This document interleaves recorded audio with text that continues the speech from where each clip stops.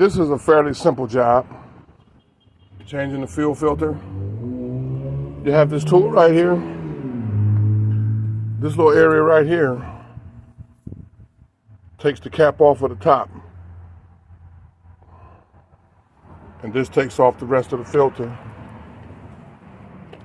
So you have the cap right here, which goes back on. You got to fill it up. Of course, the reservoir, ring, and it comes with 2 new gaskets. And there's no reason to save any of those to reuse on a new one when they come with it, and they're probably distorted anyway. So you drain it all out. Some people leave some in the bowl, but I don't feel the need to do so. Empty the bowl out, clean it out real good, and then get you some new clean diesel and fill it back up. And if you crank it on it and it's sucking it down, don't keep cranking on it.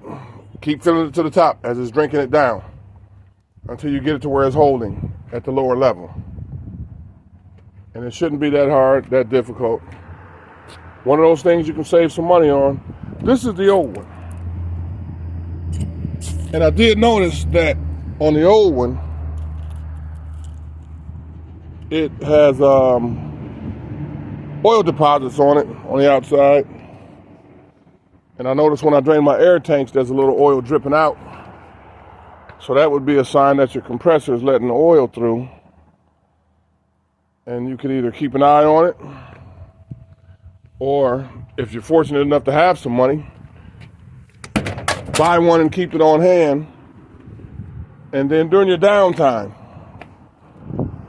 change it before it goes out. Maybe the starter too. I don't know. Easier said than done. Money hard out here and these rates is down. Makes you decide if you want to lease on to somebody or do your own thing. But the way everybody's ripping you off when you're leased on, you add up the work that you're doing and what you're getting paid. Might come out easier just keeping your own authority and finding your own 2 or 3 customers and keep it growing from there. You got to figure it out here, guys, because it's not getting any easier. Next, I'm going to tackle that wheel stud. I was going to do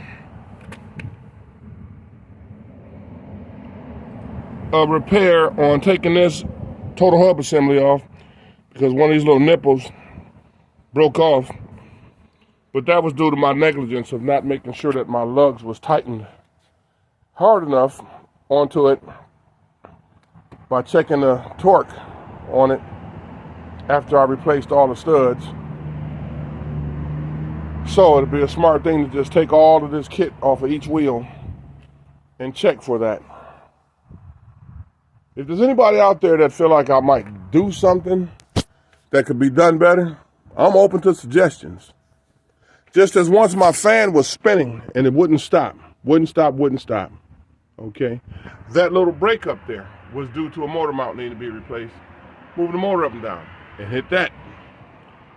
But that was done before I bought the truck, that damage. But right here, your coolant, this little apparatus right here, it controls the fan. My fan kept turning and turning, it wouldn't shut off. I went and bought that for about $30 and replaced it myself. 2 little screws, a couple plugs. Don't be afraid to get under this hood. The worst you can do is spend $30, $20, $50, $100 on something that may not have been the problem or may have before you take it to a shop and somebody else do the same thing and charge you $500 for a $100 part and 4 hours labor that it didn't take because they went and ate Subway or something. You bought lunch.